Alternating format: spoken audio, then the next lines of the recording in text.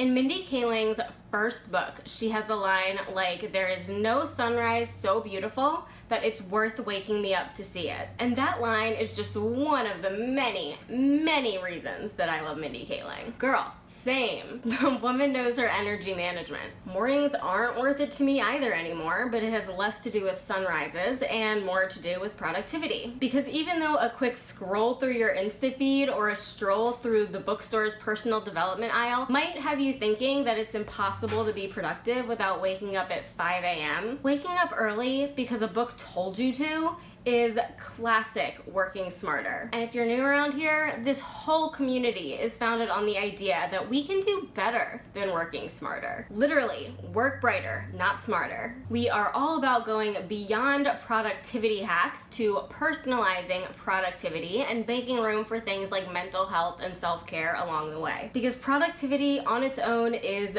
not enough. I learned that the hard way, and I want to keep you from doing that too with things like energy management. And if you are new here, hello, hi, welcome. I am Brittany Berger, the founder of Work Brighter, and let me know in the comments if you like the sound of this, because this video is the first in a however long it lasts series, all about how you can manage your energy better to personalize all of the generic productivity advice out there. You might have heard me talk about energy management on this channel before, and it's because I am obsessed with it. It is hands down 100% Hundo P, the easiest way to be more productive. And like I said, this video is the first in a series. Today we're just gonna be talking about what energy management is and why it's important. Later in the series, we're gonna be talking about things like how to track your energy so that you can manage it better, tools and fun tech to make that really easy, and books and other resources that will help you along the way. Before we start, comment below and let me know what your most productive time of day is, and if you don't know, then that's kind of a sign you need energy management.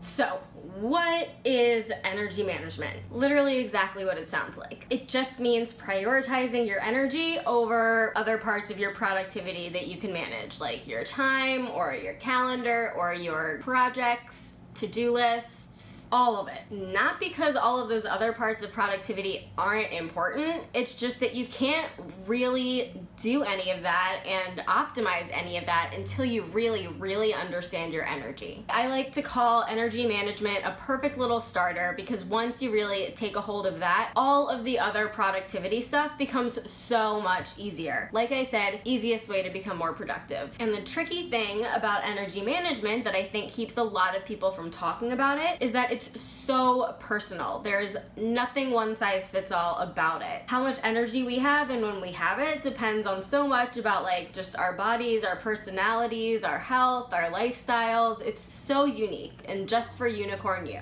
And so that's why once you understand this, all of the other advice and tips out there become better, because you kind of have this filter. You know what to listen to and what you can ignore. And I have a whole video talking about ignoring productivity advice because it's such an important part of actually getting work done. So I have a lot of amazing examples of how energy management makes everything else easier, but my favorite story about this is about my evolution of mornings and batching calls. I have a chronic illness that makes mornings pretty difficult if I'm flaring like at all, even a little bit. Mornings are just awful. So when I was flaring and then also trying to live by some book that promised to make me work more miraculously by waking up early, which by the way, I did try and learned the hard way, that stuff actually made me less productive because I was trying to do my most important work at my objectively worst time of day. But once I started taking my chronic illness and self-care and mental health more seriously, I started to realize how much that just didn't make sense. It was ridiculous. Why was I making things so much harder than they needed to be? Like, I'm a content marketer. I spend a lot of time creating content. And when I try to do it in the morning, the content I create is garbage. garbage. Plus, it would literally take twice as long when I was trying to create content in the morning, and then it wasn't even as good at the end. So I realized that the work I was doing would be both faster and better if I just waited a few hours and did it in the afternoon, or even better at night. It turned out I'm really freaking creative at night. That is like my prime time, like television. But I'd never realized that before because I was never letting myself explore that and harness that creativity until I started learning about and trying energy management. By managing my energy before my calendar or to-dos, I was able to actually work at my most productive times of day, and work not only got faster, but it got easier and better too.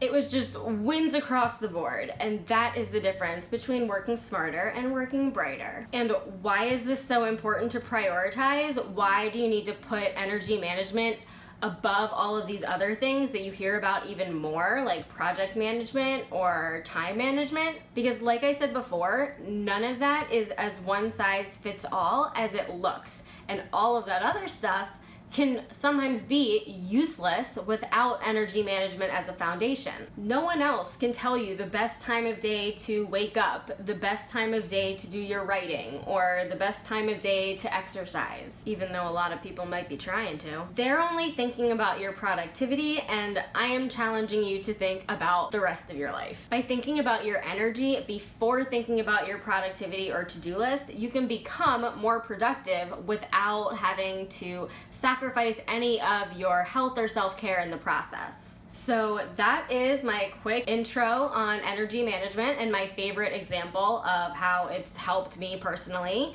And like I said, this is only the first video in a series that's lasting at least 4 videos, maybe longer. The next part is going to be about tracking your energy, and if there's any other energy management questions that you want me to cover, make sure to put them in the comments. If you don't want to wait until then to start managing your energy, I got you. Check the link in my description below, and you can grab the free template for the energy management tracker that I use myself. I've also built a whole 30-day energy management challenge inside my monthly membership program, and so if you really are excited to start managing your energy and find your most productive time of day, you can check that out too. Otherwise, see you in the next video.